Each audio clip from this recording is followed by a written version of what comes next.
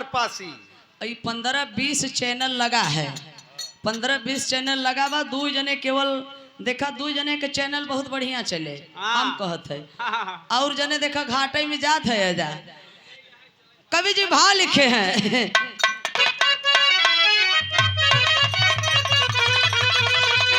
सुतरन का नैया डूबल, सुतरन का नैया डूबल, भगवान के सहारे सुतरन का नैया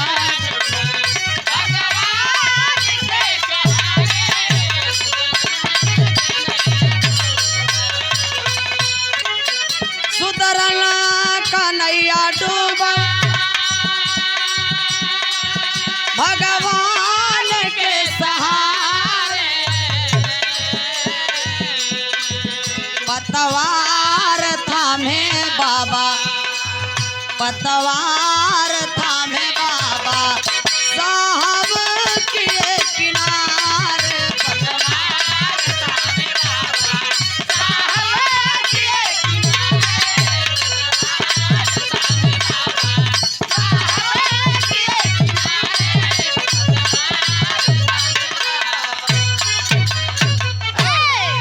इस सुदरन का नैया डूबल, इस सुदरन का भारत देश। शूद्र का मतलब जाना था, चमार है, मुसहर है, पासी है, कोल भील मुसहरा है, तई भैया शूद्र है। हम तो शूद्र नहीं है, लेकिन जे जेकरे घमंड भरा बा है, जे मिशन का नाही बा, जेकरे घमंड बा, जे लिखता ओम प्रकाश सिंह यादव, ओम प्रकाश सिंह मौर्य, ओम प्रकाश सिंह पटेल, सिंहिया तो कुल डाहता है। यह चौक चौकी आपस में झगड़ा करावता। वो कहीं कि हमने तो बढ़ जाती है यार, सरवा चमार है, इन्हें शूद्र हैं। शूद्र कूड़ा या कतिये मनुस्मृति में लिख दिए हैं। अब न पढ़ब तो हम कितना बताई। मनुस्मृति में लिखा बा शूद्रन का औकात का, अहिरगढ़ारम शूद्र चमार बिना गुनाहम पंच पनाहम, अहिरगढ़ारम शूद्र चमारम बिना गुनाहम पंच पनाहम, अहिरगढ़िया चमार मुसहर पासी धोबी धैकार शर्मा बर्मा पटेल बिंद भूमियार जितने 85 मूल निवासी हैं सभी लोग शूद्र हैं। इस शूद्रन के सवेरे सवेरे 5 जूता मारे चाहे बिना गुनाह कर, नाश्ता के रूप में। ये भैया हर शूद्र भैया हर बाबा साहब न पैदा हुआ होते न तो 5 जूता रोज मराता जा। 5 जूता तो हम मरा, तू 5 जूता उन्हों मराते जो मुड़ी लटका के बैठा है मन से। मौलिक अधिकार मिला, भाषण देने का अधिकार, चुनाव लड़ने का अधिकार, वोट डालने का अधिकार, नया नया कपड़ा पहनने का अधिकार, धन दौलत रखने का अधिकार, बिरहा गाने का अधिकार, दारू पीने का अधिकार। भाई कौन संविधान में लिखा रहता है मोहन भागवत के मनुस्मृति लागू करबे का जूता जूता मराबे बात है। बताओ 22 प्रतिज्ञा में से यही भर प्रतिज्ञा हमारी लुलुगा बुधुगा समाज अगर अपनाई ले तो भला हो जाए। दारू सोत है जा, अब 14 अप्रैल बीत के बाद अब सोई ही चैन से। अब 2027 में वो 14 अप्रैल के जगह हाँ बिचवा में 80 वाली पी के उलट पलट जाएंगे। आदरणीय हरिश्चंद्र यादव ग्राम बरिंद के धरती से भैया के बहुत बहुत साधुवाद। जय भीम जय भारत नमो बुद्धा। ए भैया तो अहिर गडारम शूद्र चमारम बिना गुनाहम, हम तो भैया हर अपने अहिर समाज भैया हरन से समझ ल के इतना समझाए लेकिन इतनी गाली दे दिए, इतनी गाली दिए कि भैया सरो सरगम तुम यादों की बेइज्जती करती हो, अहिरन का खात हो, बिरहा गावत हो, बेइज्जती करत हो। ल और भैया हरा तब समझ में कब आए जे जे गरियावत रहा हमें, जब कुर्सियां धोआन है तब समझ में आएगा। तब अखिलेश भैया को पता चला कि हम शूद्र है। जब कार्यालय पे लिखाएगा कि गर्व से कहो हम शूद्र हैं, तब भैया हरा सरोजवा का गाली ये समय बंदबा क्यों गरियावत नहीं बा। और ज्यादा जागे न वो समय जब पंडिताइन जी के मूत्र छिड़का गए, पवित्र किया गया। ऐसी शेर है ए भैया, ओबीसी शेर है, जागने की देर है। वाह तो जागिए मेरे एससी एसटी ओबीसी माइनॉरिटी के लोग। शूद्रन का नैया, शूद्र मतलब जिनके अंदर 4 गुण हो। 4 गुण का मतलब उदारवादी हो, श्रम करने वाला हो, दयालु हो, वह दूसरे का सेवा कर सके। दूसरे का सेवा मतलब जो ब्राह्मण का इतना सेवा कर सके वही शूद्र है। शूद्र का ये मतलब होता है। इसीलिए हम शूद्र नहीं हैं, आदिवासी हैं। कहानी है जैसे शुरुआत में मास्टर फरियाई के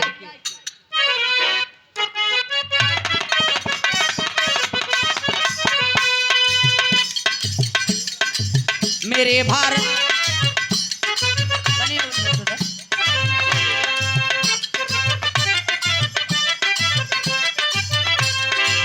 मेरे भारत में जब मनु विधान आया है 85 मूल निवासी को यह लगाया है। 4 वर्णों में ये भारत को बांट दिया। 6007 जातियों में छांट दिया। वेद पढ़ने सुने का है इनको अधिकार नहीं। पिला दो शीशा कान में मिले ये गद्दार कहीं।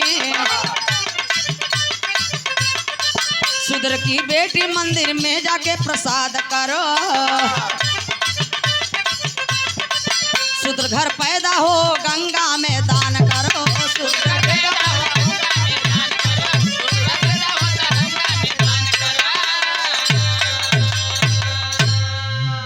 आदिवासी मूल निवासियों के शासन सत्ता राजपाट में उस समय आज जैसे मेरा देश संविधान से चल रहा है, संविधान के पहले जब मनु हमारे भारत देश में आया है तो मनु ब्राह्मण ने एक मनु विधान मनुस्मृति बनाया। जो मनुस्मृति का इतना कड़ा कानून था, इतना कड़ा कानून था, फिर भी हमारे आपके पुरखा पुरनिया लाचार मजबूर होकर के उनको चलना पड़ता था। बाबूजी जब मनु भारत देश में आया 4 वर्ण बनाया, ब्राह्मण क्षत्रिय वैश्य शूद्र, और मनुस्मृति का कानून कह रहा है शूद्र घर अगर बेटी पैदा होती थी तो उस बेटी को पतरी पे रख के बिटिया का विष्णु के मूर्तिया से पत्थरवा से बियाह करवाए। बियाह करवाई दें। जब 12-13 साल का वो लड़की हो तो लड़की के मंदिर पे पहुंचाई दिया जाए, पुजारी के दे दिया जाए। मंदिर पे वो पुजारी आप शूद्र की बेटी का शोषण करता था, शारीरिक संबंध बनाता था, और गर्भवती हो जाती थी वो बेटी। और जो उस बेटी के जो गर्भ से जो बच्चा पैदा होता था तो उसी को हरिजन कहा जाता था। मान्यवर कांसी राम जी घूम घूम के अपने चमार भाइयों को समझाए, कहे कि ए चुतिया है का ये जौन चमार लिखत है, हरिजन लिखत है, जौन छिपावत है ई गाली हो, गाली सीधे लिखत चमार। इसीलिए कांसीराम जी कहे ना, जे चमार है वो हमार हो, जे चमरकिट हो कहीं फिट है। और उस समय मनुस्मृति का कानून कह रहा है शूद्र के घर जो पहला बेटा पैदा होगा, पहला बेटा मतलब बलिष्ठ शक्तिशाली पैदा होता है, दिमाग का तेज, वो बेटा के गंगा में दान करवाई दें, डुबवाई के मुआई दें। ए बाबू अब मनुस्मृति का कानून कह रहा है कि नारी इतनी नीच गंवार है। खेत है, जैसे खेत का काम है अनाज पैदा करना, उसी तरह से इन औरतों का काम है सिर्फ बच्चा पैदा करना। सांसद विधायक मास्टर प्रधान CM PM बनना काम नहीं है औरतों का। इनका काम है सिर्फ बच्चा पैदा करना, हर हाल में चाहे जैसे। वाह, ऊ कैसे? अगर पति से न पैदा होए, हाय देवरे से, उन्हों से न पैदा होए, हाय जेठौते से, इन्हों से न पैदा होई तब, हाय ससुरे से, इन्हों से न होई तब, ये सब पड़ोसिन से, इन्हों सबसे न होई तब, ये सब गांव वालन से, इन्हों सबसे न होई तब। बात हमसे मिला। अरे बाप रे बाप, वो मनुस्मृति का कानून कह रहा है, मनु कह रहा है कि औरतों का काम है सिर्फ बच्चा पैदा करना और कोई काम नहीं है। और गीता में लिखा है नारी नरक का द्वार। तब इन्होंने पैदा कहाँ से भयन? रामचरितमानस में तुलसी दुबे जी लिखे कि ढोल गमार शूद्र पसनारी सकल ताड़ना की अधिकारी। ढोली के जितने पिटबा उतना ही सुघर बाजी, सुदरन के जितना ही मरबा बा उतना ही लोग ठीक से रही, मेहरारून के जितना ही पिटबा बा उतना ही तेनाने लाइन पे रही। करतरिया देता है। आ तुलसी दुबे से तू मिलतू है, सिविल लाइन चौराहे बैठा है मूर्ति लेकर, अच्छा खड़ा है। धन्य है नारी के जितना ही मरबा उतना ही खुश रहे, ठही रहे, शुद्ध रहे। 85 ई मूल निवासी है। ए बाबू, इतने ना हमारे भारत देश को, अखंड भारत देश को खंड खंड में बांट दिए। 15 देश में हम बेईमानी बांट दिए, 6743 जातियों में बांटे। आज हमने वही बटा है, एक नहीं हो पावत है। बाबा साहब कहे ना कि शिक्षित बनो, संगठित हो, संघर्ष करो। ई लुलुगा बुधुगा समाज शिक्षित तो हो ही गवा, लेकिन संगठित अब है नहीं है। भाई हो न करे, वही बटा है हमने। कैसे बटा है? चमार है तो चमार में बियाह करी है, अहिर है तो अहिर में करी है, पटेल है पटेल में करी है, बिंद है तो बिंद में करी है, पासी है तो पासी में करी है। अच्छा भैया हम देखा केहू के गरियावत नहीं है, न केहू के कुछ कहत है। अगर पंडित जी के घरे का बियाहे वाला कार्ड मान लो संजोग से मिल जाए तो उनसे ज्ञान ले लिया कि वो लोग शादी बेटी रोटी का रिश्ता कैसे करते हैं। गोत्र चेंज करके शादी करते हैं, क्योंकि गोत्र चेंज करने से, शादी करने से जो लड़का पैदा होता है वह तो हाइब्रिड होता है। अच्छा, तो वो लोग शादी कैसे करते हैं? दुबे हैं तिवारी में तिवारी हैं, तो पाड़े में पाड़े हैं, तो पधिया में पधिया हैं, तो मिसिर में मिसिर हैं, तो सुकुल में सुकुल हैं, तो ओझा में ओझा हैं, तो झा में। अबे दुबे ही मराए लगे तो चौबे उपधिया पाठक मिसिर सुकुल कुल दौड़ा यही बचावे बदे। हाय हमार सगई रिश्तेदार हव, हमार सार हवई। अब है एक के चमार भैया मराए लगे, जात रहब ऐसे मोटरसाइकिल से, मोटरसाइकिल रोकबा पूछबा कि यार कौन मरा आता, फलानमा हउआर, कौन जाति हउआर? अरे यार चमार है दे सारे के मारे यार का हमार जाति हवे बा, का हमार बियादर हवे बा, एके गिराए के मारे। जब ये चीज खत्म होगा हम लोगों के अंदर से, तब एक होंगे हम लोग, तब शासन सत्ता राजपाट अपना होगा। बाबा साहब कहे इसलिए कि पहले जातियां खत्म करो, तो जात के खत्म ही नहीं करता, केवल जय भीम जय भीम जय भीम बोलत है। आजा संविधान खतरे में है, संविधान खतरे में है, संविधान खतरे में है। एक अंबेडकर ने संविधान लिख दिया, इतने अंबेडकर एक संविधान नहीं बचा पा रहे हैं। हम लोगों को चुल्लू भर नहीं, चम्मच भर पानी में डूब के मर जाना चाहिए। तो मर जाता जाता जेल न जाता है और का। हाँ 27 में है, जीती ही न हमने वैसे मराई जाब घबरा जेल। एक लाइन तर्ज में मास्टर कैसे?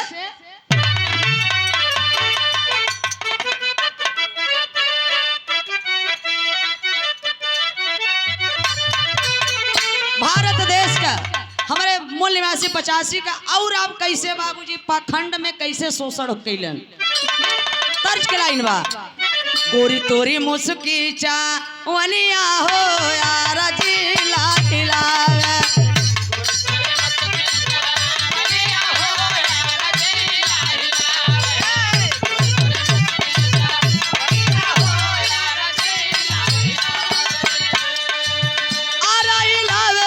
बलियो हिलावे,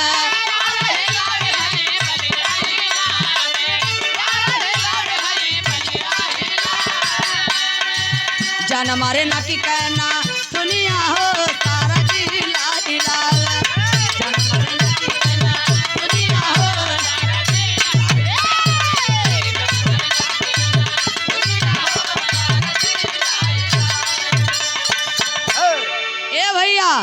लेकिन तनी भाव पे गौर करी है, ये पाखंड ना है, ये पाखंड से दूर रहे वाला बिरहा है। और गवैयन के सबके बस के बाहर बा, पीछे से चौक लेवे लागत थी कि भैया सरजवा जेल चली गई, हमारा ने नंबर लग जाए। शोषण करे या भी मनिया हो, शोषण करे या भी मनिया हो, भगवान के डरावे।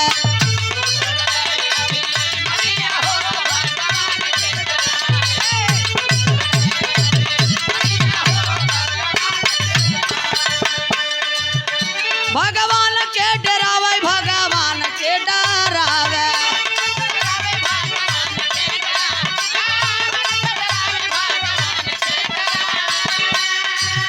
मिली स्वर्ग में सबके जीवनिया हो, भगवान के डरावे।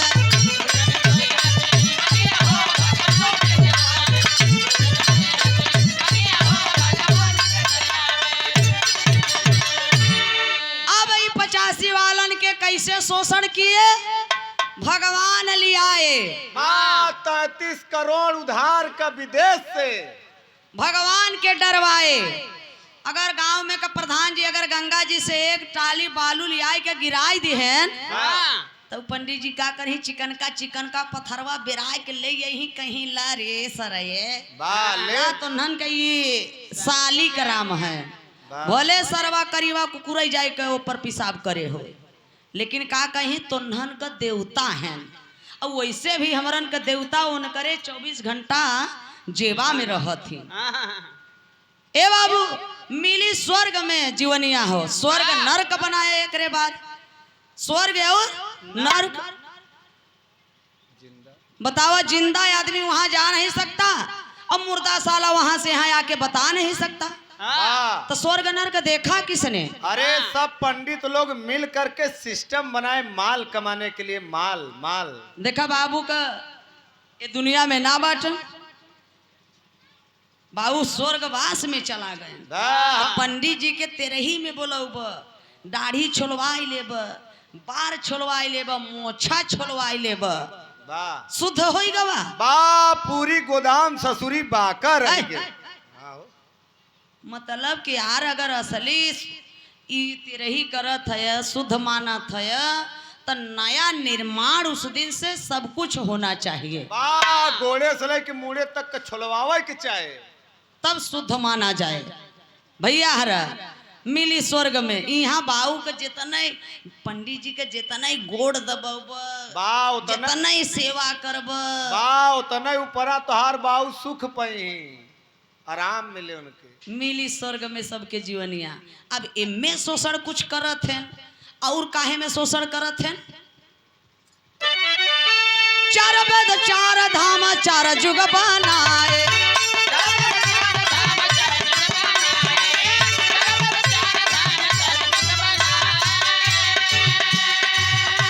करोड़ देवी देवता पूजाए,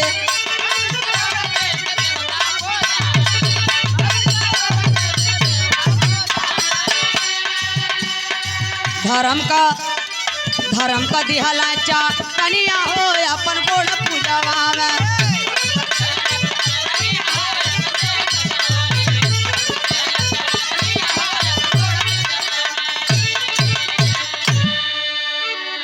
चार वेद 4 धाम 4 जुग बनाए, 4 जुग का बनाए? सतयुग, त्रेता, द्वापर, कलयुग, 4 जुग बनाए। एकर मतलब जानत है? ए भैया सतयुग में जानत है केवल ब्राह्मण को शिक्षा लेने का अधिकार था, और त्रेता में ब्राह्मण और क्षत्रिय को, और आई गवा द्वापर में ब्राह्मण क्षत्रिय और वैश्य, और कलयुग में बाबा साहब सबको अधिकार दिए पढ़ने का। कलम युग, एक कलम का युग आ गया है। आज आप जहाँ खड़े हैं, आप जहाँ खड़े हैं वहाँ बाबा साहब लड़े हैं। आपके जेब में जो पेन है बाबा साहब की देन है। आपके पास जो दौलत है बाबा साहब के बदौलत है। आपके जीवन में जो शांति है वो बाबा साहब की क्रांति है। एक कलयुग आ गया है बाबूजी, तो 33 करोड़ देवी देवता पूजाए, धर्म का दिहल चटनिया, धर्म भी बनाई दी है। बाला ही में तोने अड़स के बच के मरा जा। क्यों कहता हम हिंदू है, क्यों कहता हम मुसलमान है, क्यों कहता हम बौद्धिस्ट है, क्यों कहता सिख है, क्यों कहता ईसाई है।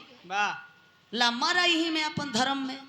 अब आगे और का कैलन, कैसे शोषण किए, तर्जबा।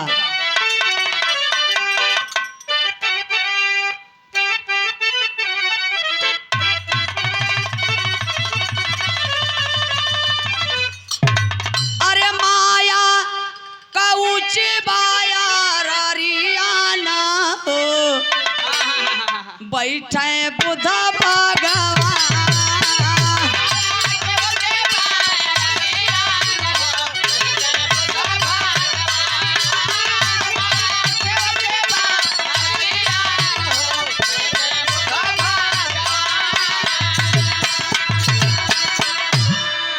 ए बाबू कवि जी विरहम भाव लिखे, आर्य आर्य विदेश व्यवचरिया ना हो, कर घोराया पमान।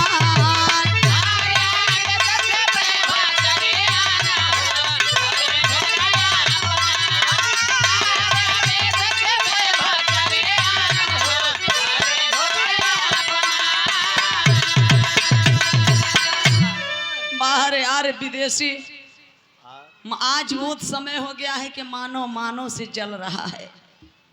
और ये विदेशी जब इतना अपमान किए, इतना हमारे शूद्र 50 मूल निवासी का अपमान करते थे बाबूजी। कैसे कैसे करें, गहना ना पहिरे पावे शूद्र का नारी।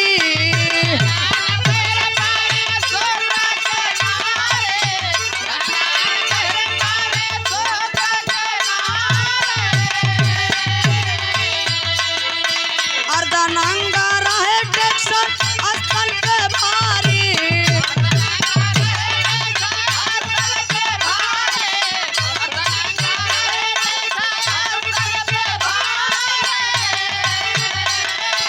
देवदासी बनली कुमारिया ना हो, कर घोराया अपमान। ए बाबू, इतना अपमान ये शूद्र की औरतों का था कि गहना तक न पहिर पावे, केवल करीवा वह धागा पहने। और आज वह करीवा धागा जे पहने था तो जान ले कि वह शूद्र हवे। इतने ना बाबू, कमर के ऊपर शूद्र के औरतों का अधिकार नहीं था स्तन ढकने का। अगर जो शूद्र की औरत अगर स्तन को ढक करके ब्राह्मण के सामने अगर उस समय चली जाती थी तो उसको मोलाकरण स्तन बराबर सोना देना पड़ता था। उसको कहा जाता था स्तन टैक्स। शरीर हमार तौला तौल के वजन कई के बाबू ओकरे बराबर तब जाय के सोना ले। बाहरे दक्षिण भारत की माता वीरांगना, बाहरे माता नांगेली, ये अपमान नहीं सही, बर्दाश्त नहीं कर पाए। अपने हाथ से हंसिया लेके अपने स्तन को काट करके केला के पत्ता में मनवादी को दे देती है और वही दम को तोड़ देती है। इस सदमा बर्दाश्त नहीं कर पाए माता नांगेली की पति भी इस दुनिया को छोड़कर चले गए बाबूजी। कुंवारे में महतारी बनाए दें हमारे शूद्रन के बहन बिटियन के। और रूही के देवदासी प्रथा कहाँ, मंदिर पे रख दें देवदासी।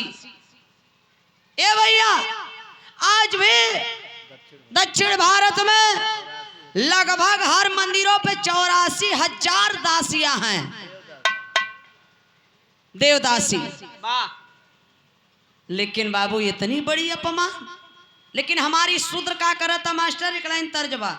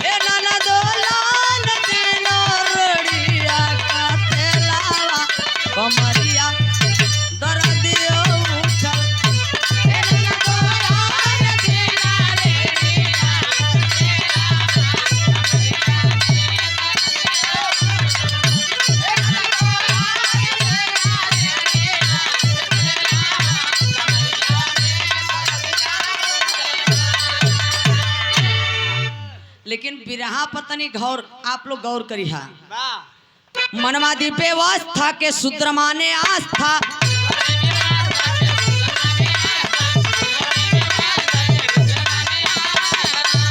भला बुरा कुछ नहीं बाबा का प्रथा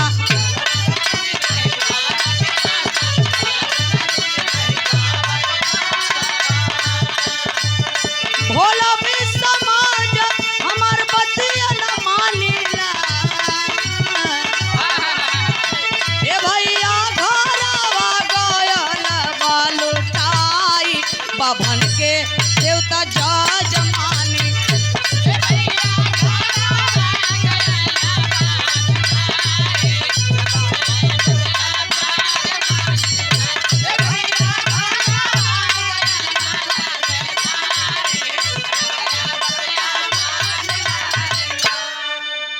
ए भैया अब हमारी शूद्र का करता कर्म के हिसाब से कहता भैया कर्म के नाम पे जाति बना ये हमार शूद्र समाज लुलुआ बुधुआ समाज मानवादी के व्यवस्था के अपन आस्था माने लगा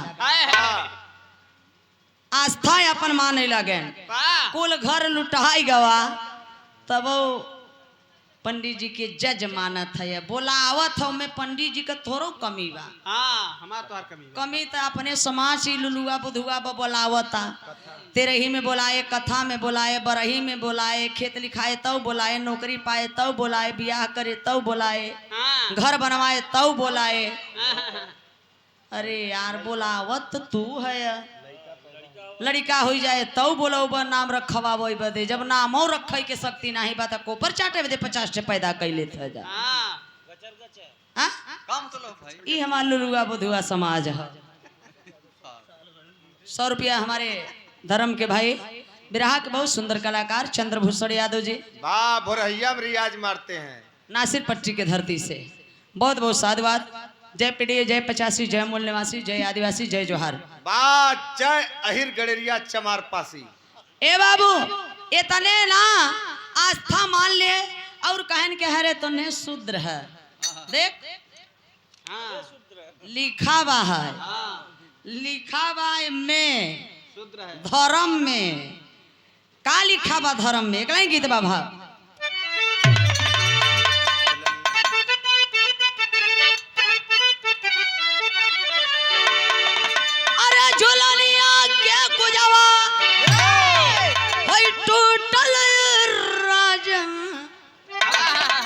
जमनिया से गड़िया छूटल ये राजा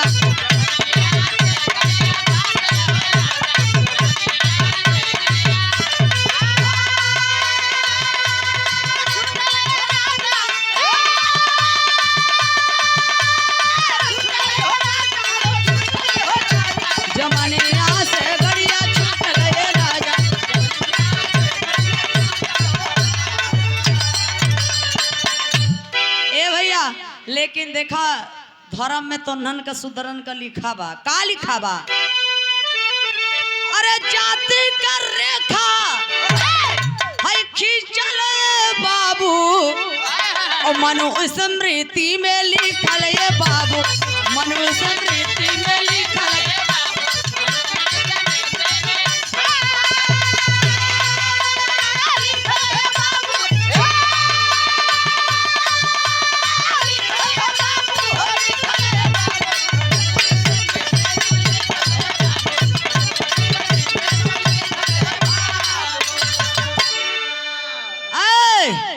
मनुस्मृति में लिखावा का लिखावा शादी भाई दुल्हन पहले पंडित घर जाई और 4 दिन न सुधो के ससुरा में आई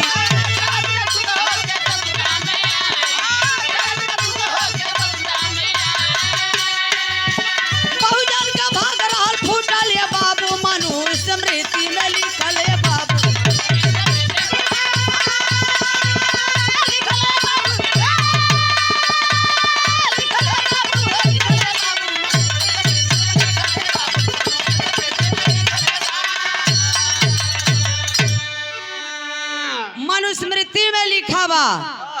मनुस्मृति में लिखावा के सुदरन के घरे का बिटियन का बियाह होए जब डोला जाए तो पहले पंडित जी के घरे 3 दिना रुके के पड़े। वो दुल्हन के पंडित जी के साथ में उनकर शारीरिक सेवा देवे के पड़े। पंडित जी 3 दिना शुद्ध करी, तब चौथे दिन बिटिया वो अपने पति के घर जाए। वही के कहे शुद्धिकरण। शुद्धिकरण कहे बाबूजी। बहुजन का भाग रहल फूटले बाबू। इतने ना गंगा दान लाड़ मैकाले अंग्रेज ने कानून बना करके जो बेटा को गंगा में दान किया जाता था खत्म करने का काम किए। बाहर अंग्रेज हमारे अंग्रेज सब कुछ दे के गए, लेकिन अंग्रेजों के गुलाम ब्राह्मण, ब्राह्मण के गुलाम मेरा समाज ही लुलुगा बुधुआ पाखंड में। भैया हरा अंग्रेज तो सुनत बायन नहीं, चाहे ओकर माई गरियावा चाहे ओकर बहन बिटिया गरियावा, वाह चाहे ओकर मेहरी गरियावा। लेकिन यहाँ जे सुनता 24 घंटा परपंच वाले पाखंड वालन के वाह, चुनिया नाम है लेवई में है पिछवा से चौक लेवई लागे। लेकिन कवि जी भाव लिखे हैं।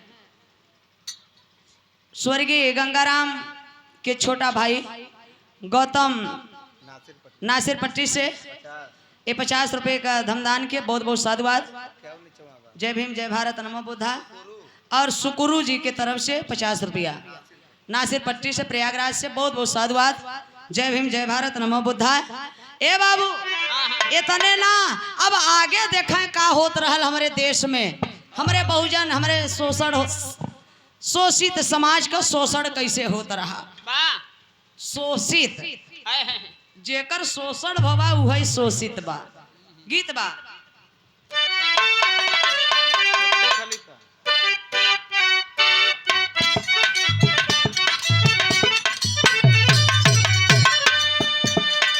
एक पुद्दी खलीफा गांव है हमारे मिर्जापुर मड़िहान वाले।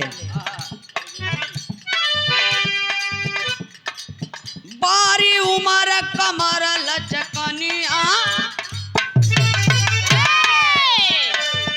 बारी उमर कमर लचकनिया, गोरी अखी चैनी हुई के पनिया, गोरी का झूल झूलनिया।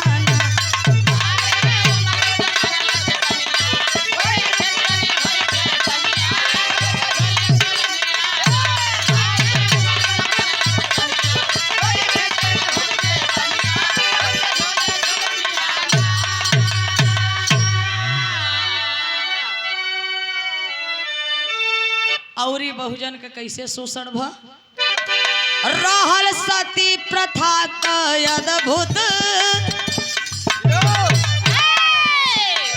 रहल सती प्रथा का अद्भुत, ई चला नवा हो बहुजनवा सुना दे के धियनवा ना।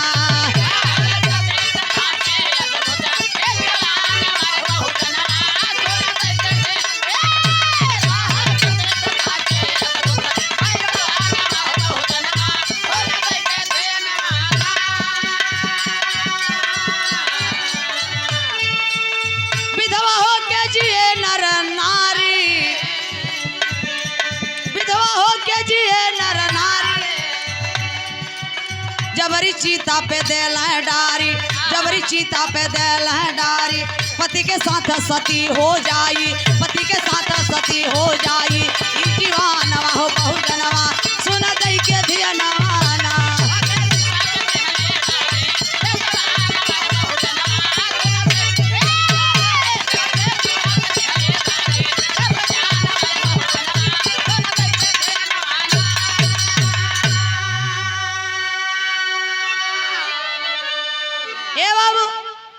पति मर जाए तो कहो जबरदस्ती जिंदा ले जाए के पति के लाश पे वो बिचारी के जलाई दें।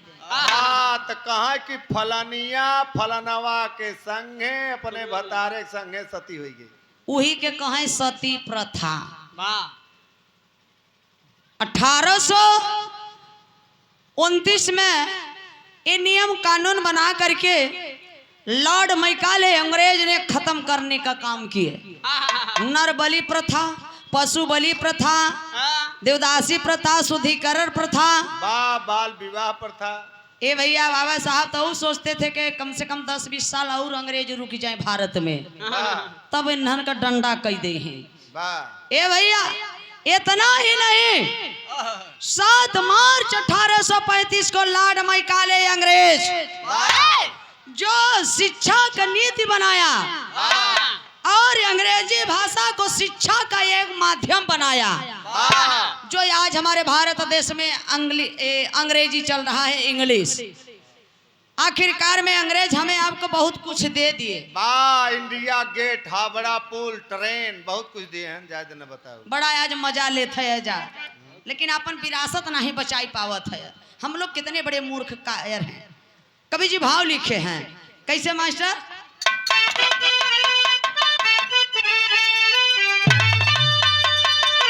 सासु मारे तनवा, हैला नदिया मारे तनवा, तनवा इहो मारेला, तनवा इहो मारेला, हमारे आगे का बेटे है ना तनवा इहो मारेला, हमारे आगे का बेटे है ना तनवा।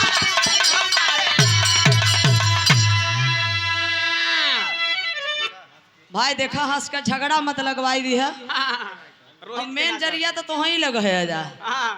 बता हाथ है ओहर घूम जाता, वैसे तो हमसे उम्र में बड़ हुई है कि छोट हुई है?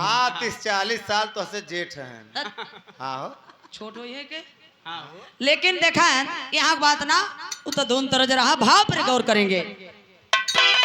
शोषणग्रस्त जीवन जियत रहले बहु जनवा, सब जन्म वाले हलना, सब जन्म वाले हलना, भीमा गोदी के ललनवा, सब जन्म वाले हलना, भीमा गोदी के ललनवा।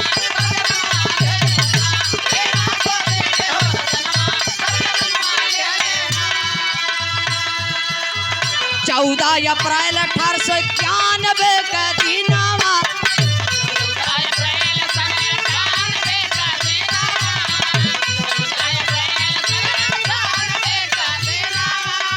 सीताराम जी राव माई भीमा के गानावा,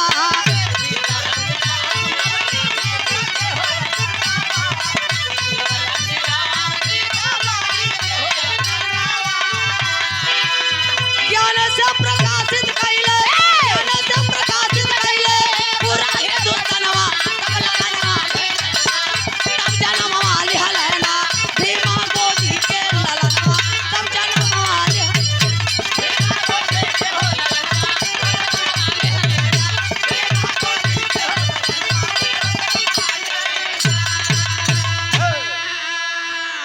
ये मेरा बहुजन शोषण ग्रस्त जीवन जी रहा था। उस समय बाबूजी 14 अप्रैल 1891 के दिन बाबा साहब के जन्म भइल। पिता राम जी राव, माता भीमाबाई, इंदौर गांव मऊ छावनी। आखिरकार में बाबा साहब के जब जन्म भइल, धीरे धीरे धीरे धीरे पढ़े योगी जब उम्र भइल बा बाहरे, ये समय वो समय हमारे तोहरे घर के बहन बिटिया जाए दूसरे के नारा खेड़ी काटे, अब परोसा लेके आवे तो वही खाए।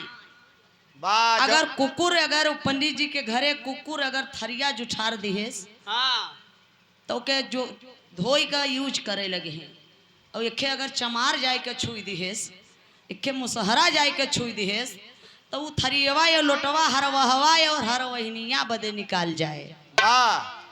बा कहो हमने कुकुरे उस खराब है।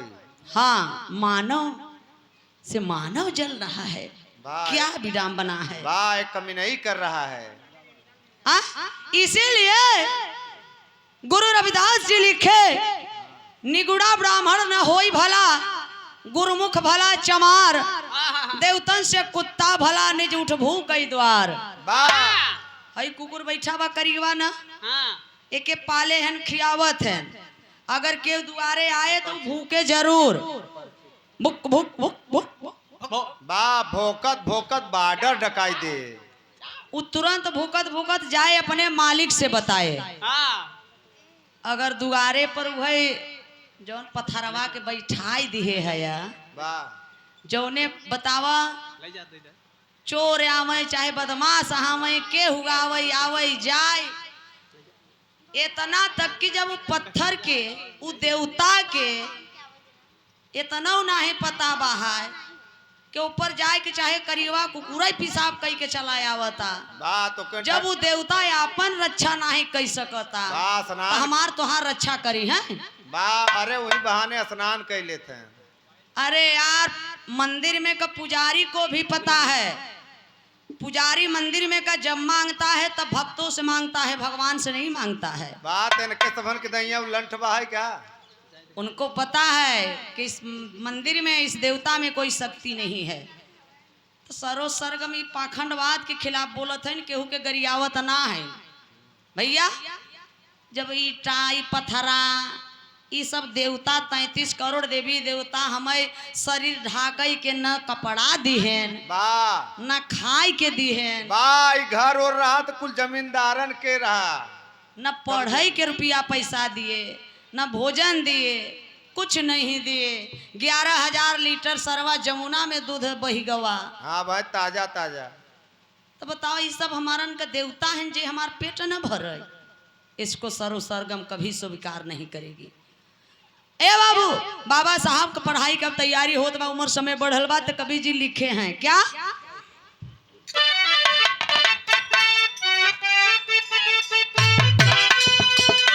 किया पढ़ाई बाबा साहब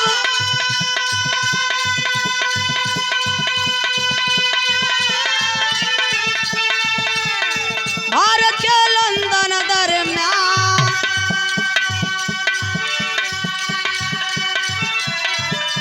जिगरी नौ भाषा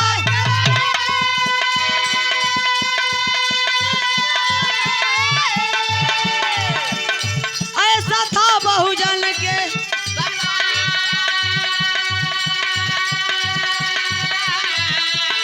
भागे लंदन गोरे गांधी बोले अंग्रेज शर्त सुना संविधान दो मुझे बना के संविधान दो मुझे बना के छोड़ दूंगा हिंदुस्तान।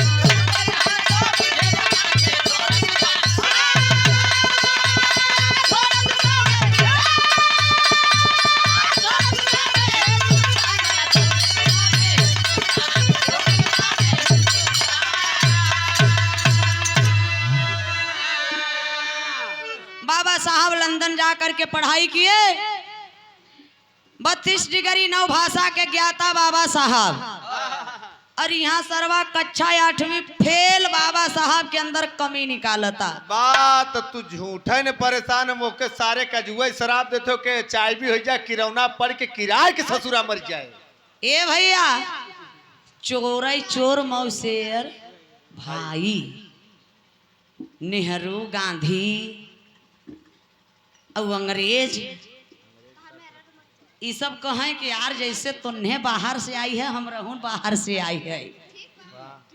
गांधी कहे कि अरे यार तू सबे छोड़ी के चला जाता भारत देश छोड़ी के तू सबे जा आप बात हमने मलैया खाई चला जा जैसे तू सबे आई रहे लुटे खाई हम रहूं आई रहे बहुत मलाई तो हम सबे काटा बड़ा बड़ा ईंधन का शोषण करे आप तो चला जाता बा हमने करी थे अब तो अंग्रेज कहा के ए गांधी ऐसे गांधी नेहरू मैं हिंदुस्तान नहीं छोड़ के जाऊंगा पहले आप मुझे संविधान बना के दो के देश कैसे आप चलाओगे।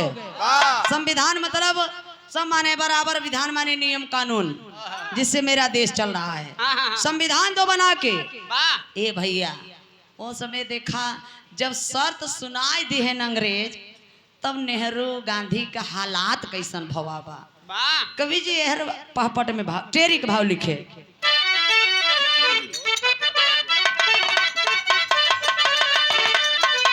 गांधी का हालात कैसन बा जब संविधान लिखे के बारी आई नेहरू गांधी का एक कैलाश दादा गावे वाह कैलाश दादा जब गावत रहे न हाँ तब तक तू अपने मम्मी के पेटे में बिरहा सीखत रहो अरे यार ये कैसे तुम्हें पता? तोहार चचा एक दिन हमसे मिला रहन उन्हें बतावत रहन हम का जानी। अच्छा का गाँव है कैलाश दादा? हाय मोरे राम मोरे राम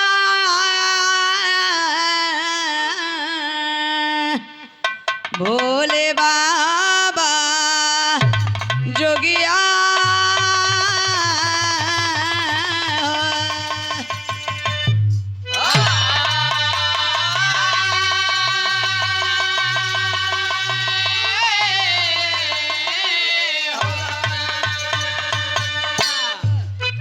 रामा रामा रामा रामा मोरे रामा चक्कर में नेहरू गांधी फंस गए।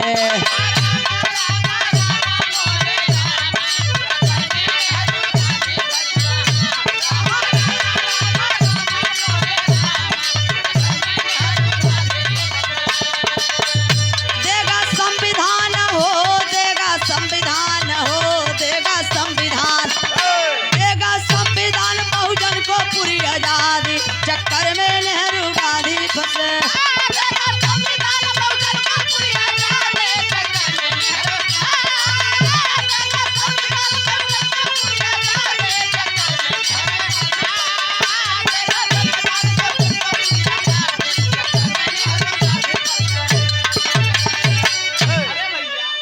चक्कर में नेहरू गांधी फंस गए।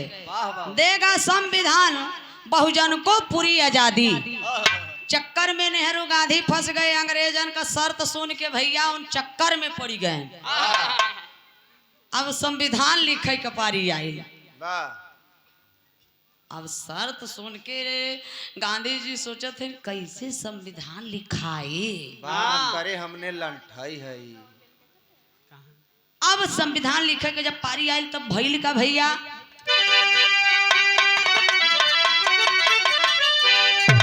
संविधान लिखे के आयल समय नहीं आया धजल में। संविधान लिखे के आयल समय नहीं आया धजल में। और चिंता में डूबल भारत हमार मैया नहीं आया धजल में।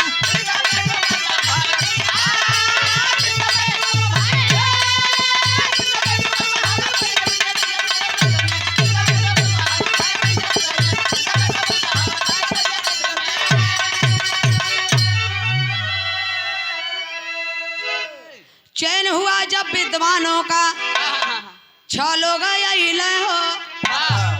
बाबा साहब जन गोपाल अल्लादीन कृष्ण स्वामी अय्यर हो। केएल मुंशी सैयद मोहम्मद शाह अब्दुल्ला भैया नहीं आया धजल में। और बीएल मित्तल का दुख दैया नहीं आया धजल में।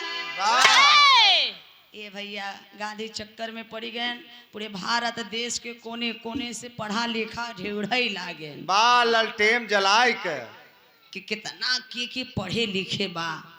खोज खोज खोज खोज के 6 विद्वान ले आए। 6 विद्वान के ले आए। बाबा साहब जन गोपाल अल्लादीन कृष्ण स्वामी अय्यर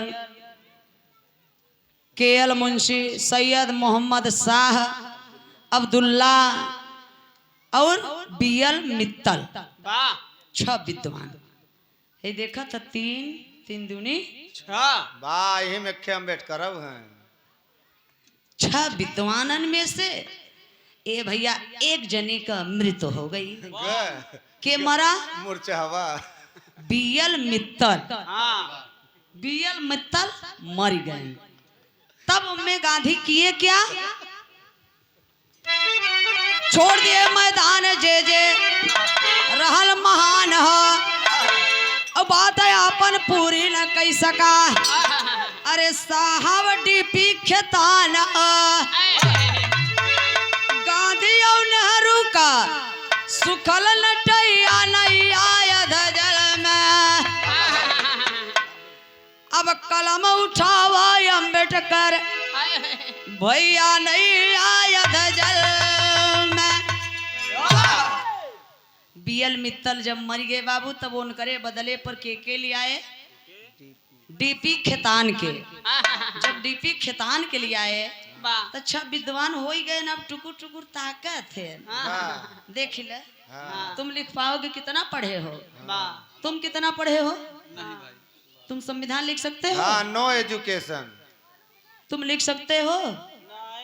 तुम इलिटरेट पर्सन। तुम लिख सकते हो?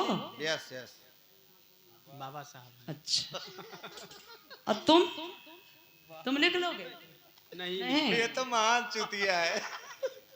ए भैया सब ताकत है टुकुर टुकुर के कैसे लिखाए नानी के आगे ननियौरे का बखान। बस अरे यार जेकरे पास 32 डिग्री ओहो बाबा साहब, अच्छा ही बताव जात के चमार इतना पढ़ा लिखा न रहते तो गांधी नेहरू हरे ये सब दे देते हैं, का संविधान लिखे? बारे हने मजबूरी में देहरन देखा ही नहीं चाहत रहन बाबा साहब के।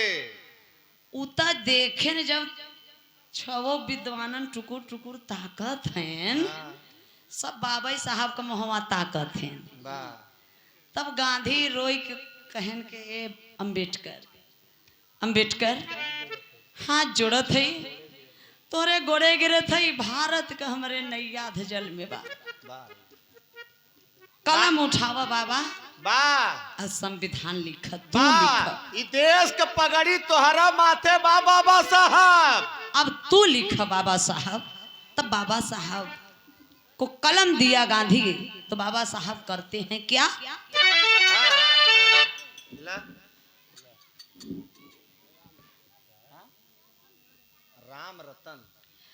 राम रतन ये 200 रुपया, बहुत बहुत साधुवाद। जय भीम जय भारत नमो बुद्धाय। जब गांधी कलम दिए बाबा साहब को तो बाबा साहब करते हैं क्या?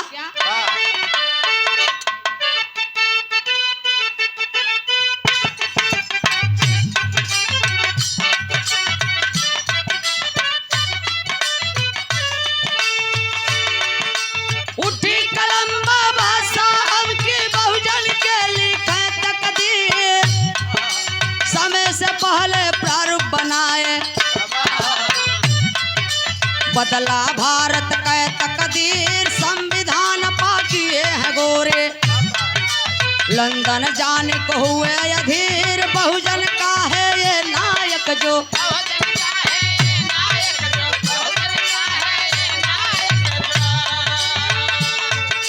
बहुजन का है नायक जो, चला दिया ये कलम का तीर,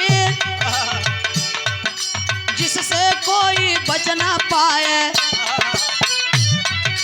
मिटा दिए जाति का लकीर, संविधान में लिखे आरक्षण, गांधी के दिल में बात तीर, हटा दो अम्बेडकर आरक्षण, तुर्क बेईमान किए जकीर, नहीं हटेगा कभी आरक्षण।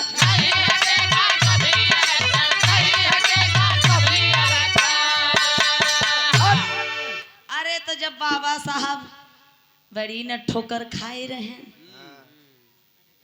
झाड़ू गले में, कमर में झाड़ू गले में हाड़ी, बाबा साहब 32 डिग्री बाहर ज्ञानवान बुद्धिमान बाबा साहब वह पाइन मौका हाथ पैर नोच के सबके बराबर ही न कह दी हैं, वह मनवादीन के एकदम तोड़ दी हैं, तोड़ दी हैं। लिखे संविधान बाबा साहब आरक्षण लिखे, आरक्षण लिखे, SC ST OBC, SC ST OBC 2 vote देगा, 2 वोट दे तक कुल SC ST OBC कुल राजा रही है ना, शासन सत्ता तो हमने का रहे, हमार राज रहे, और 2 वोट SC ST OBC के लिए, 1 वोट फॉरवर्ड के लिए। बाबा साहब संविधान लिख दिए, 2 वर्ष 11 माह 18 दिन में बाबा साहब संविधान लिखे, संविधान लिख के दे दिए, थमा दिए। और जब संविधान में लिखे हुआ चीज जब गांधी पढ़े न यही तो पीर उठे लगा सिनेमा में। माँ छतिया ओकर फाटा ही लागा। बाबा साहब से गांधी कहे लागे कि ए अम्बेडकर हे जौन दू ओटवा का अधिकार लिखे है हाँ एके हटावा हाँ एके बलकन हटाई दा एकरे बदले पर संविधान में लिख दा कि जौने SC ST OBC के लगे ओकरे नामे जमीन रहे जे टैक्स देत रहे और जे पढ़ा लिखा रहे उही भर वोट दे नहीं तो केहू वोट न दे। कितना SC ST OBC वहां से में पढ़े के अधिकार रहा नहीं तो चूतिया बनावे का फार्मूला गांधी दी है कि पढ़ा लिखा के होइए नहीं सुधरन में तेनहन के बाबा साहब लिखी ही का ओटा ही न दे पाई है। लेकिन बाबा साहब कहें कि सुनिए गांधी जी, बाबा साहब गांधी से कहते हैं जवाब में सदर भाव में क्या कहे,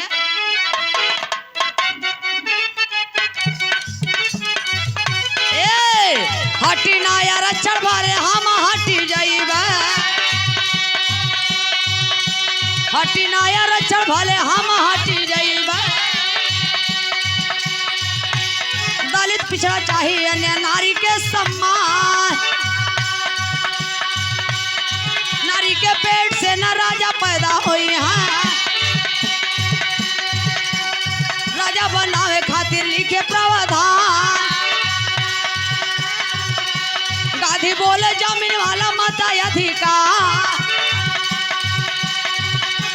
दुगो ओटवा का चाहिए हमें अधिकार। अरे गांधी जी के पिठिया पर लोटे लगा सपवा, अनशन पे बैठी गई सरकार,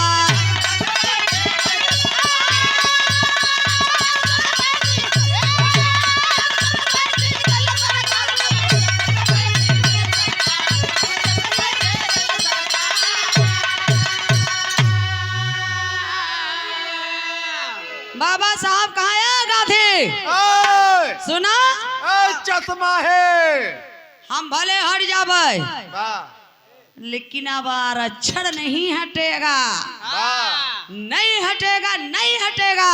वाह तब गांधी के धीरे धीरे धीरे धीरे देखा ये लोग बड़ा नाटकबाज होती, वाह यानी शासन सत्ता राजपाट लेवई बदे ये लोग साम दाम दंड भेद एको नहीं छोड़ते हैं, कुल अपनाई ले ही यूज कैले ही। अब गांधी धीरे धीरे 14-15 दिन हो गए बैठ गए अनशन पे, अनशन पे बैठ गए 14-15 दिन हो गए बिने दाना पानी के, 14 दिन नटई सुखई लाग गांधी का, नटई गांधी का सुखई लाग, अब जान जाई के तब जाई, वाह लागत भारत ये में चली जाइए, लेकिन ये गांधी अब चला जाही अब न बची। त्रैमान हो गया भारत देश में, अरे बाप रे बाप ये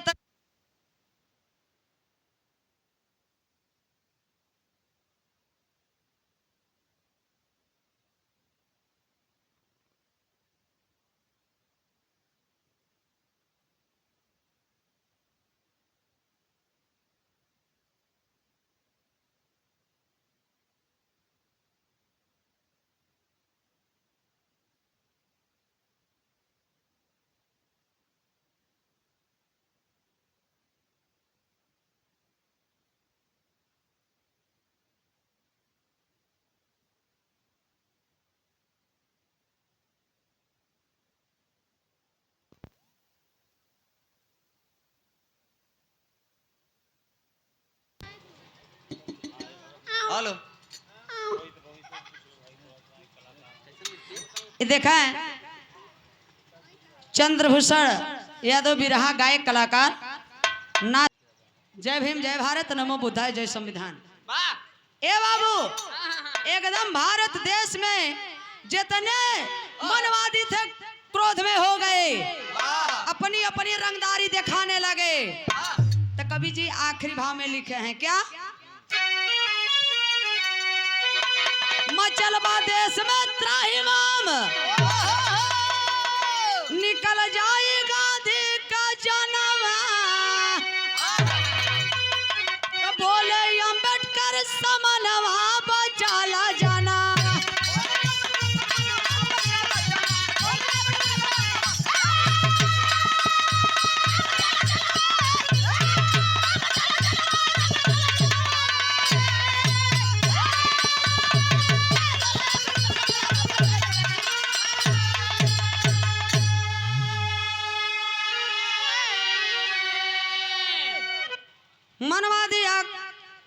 मनवादी आक्रोश में आके करते ये रंगदारी, गरज के बोले बाबा साहब करो ना अपनों से गद्दारी।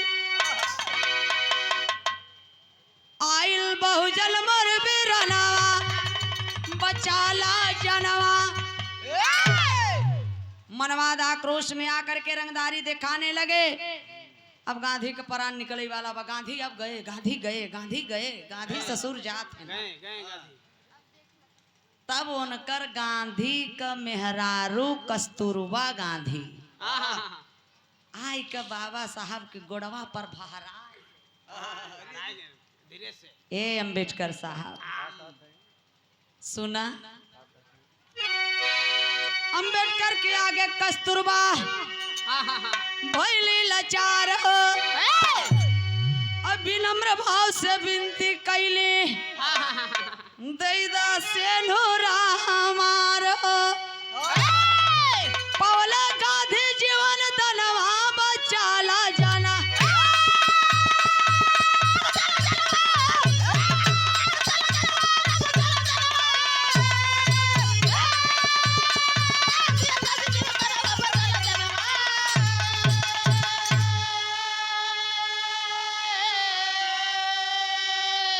बाबा साहब कहे कि हम अपनों से गद्दारी नहीं करेंगे। रोई के कहीं कस्तूरबा गांधी के हमारे स्वामी का जन्मा बचाई अम्बेडकर साहब बचाइला है, हमारे से नरवा दे द, हमारे स्वामी का जीवन दान दे द बाबा साहब। तो गांधी की वजह से ना, कस्तूरबा गांधी उनकरे मेहरारू नारी का सम्मान किए बाबा साहब। इतना तक कि SC ST OBC की शूद्र की औरतों की बात छोड़िए, गांधी तक की औरत की कस्तूरबा गांधी का बाबा साहब सम्मान के, उनकी बात मान करके 2 ओर से तब जाकर 1 ओर देवे के बाबूजी शूद्रन के SC ST OBC माइनॉरिटी 85 मूल निवासियों के लिए अधिकार लिखे। तब गांधी जीवन दान मिला उनके, तब बड़ा सब खुशी हो गए मनोवादी। तो इसलिए सारे दुखों का जड़ है अशिक्षा, अज्ञान।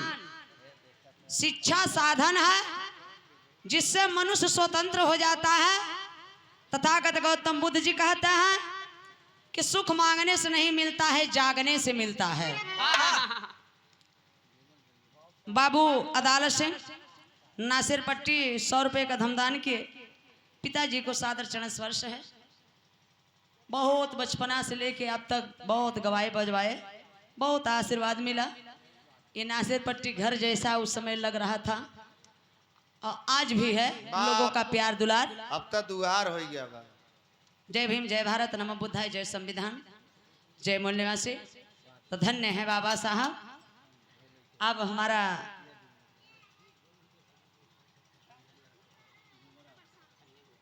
बहुत बहुत धन्यवाद हमारे बड़े भाई चंद्रशेखर जी का कहना बा, क्योंकि कार्यक्रम जब लिखवाए तभी बोले थे कि उस बेटी को जरूर लाइएगा, उसके हौसला को हम बधाई देंगे जो इतनी कम उम्र में 12-13 साल के है। अभी 13 साल पूरा नहीं हुआ है, सितंबर आएगा तो हो जाएगा। 4th क्लास में पढ़ती है। ये देखिए इसके हिम्मत और मनोबल को देख लीजिए कि मैं जेल में थे फिर भी एक गीत संगीत का लाइन सिर्फ मोबाइल से सुन करके और इन मनवादियों को दबाने के लिए और सरगम का हौसला बढ़ाने के लिए एक बेटी हमारी छोटी सी गीत गाएगी, इसके बाद 2